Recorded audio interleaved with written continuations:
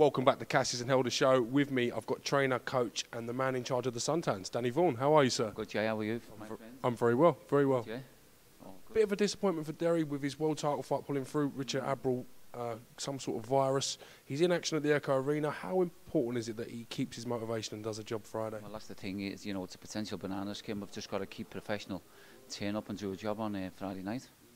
I mean, what went through Derry's head initially when he got the initial news that the fight wasn't going to go ahead? I think we were all deflated, everyone over at MGM Marbella, every one of us, because obviously we've been working so hard on Richard Abril, you know, night and day on the job, and all of a sudden the fight's off with 3 weeks or 2.5 weeks prior to the fight. So Derry's head was down for a day or two, but, you know, that's my job to pick him back up and get him, you know, firing again. I mean, there's not long from this fight until he challenges Abril. Was it 4 weeks? 4 weeks, yeah. So he's going to have a week off and get right back in the gym.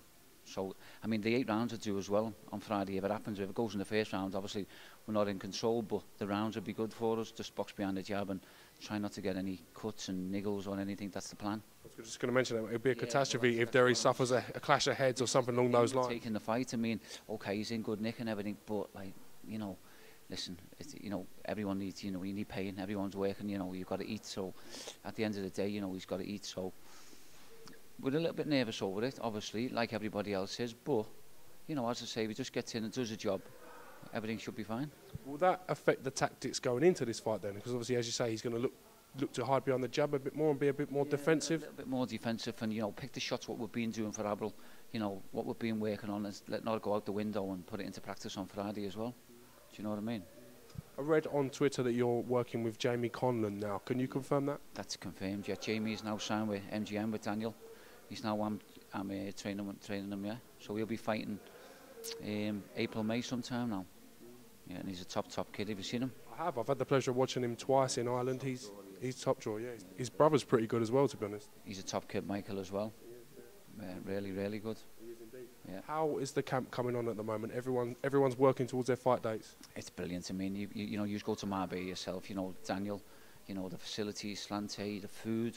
Just Anto, just everyone there. We're a big team, do you know what I mean? And without everyone pulling together, we wouldn't get where we were today. How much does this help Derry in fulfilling his goal of becoming a world champion, having this kind of infrastructure behind him, and obviously Frank Warren and BoxNation as well? Yeah, it's brilliant. I mean, Frank said to us 12 months ago, you know, Derry will fight for the world title. And to be fair to Frank, he's come up with the goods. And in Liverpool, you know, for a coach, me and Derry to be fighting for the world title in Liverpool, it's unbelievable. It's a dream come true. But Friday we'll just have to get this out the way, get back out to Marbella, and, you know, keep doing what we're doing. Right, well, listen, I wish Derry the best of luck on Friday. I hope he comes through this and it sets up that mammoth clash with Richard Abril. I really do. Yeah, we're really looking forward to it. Thanks a lot. Man, thanks for your time, Dan. Thanks, mate.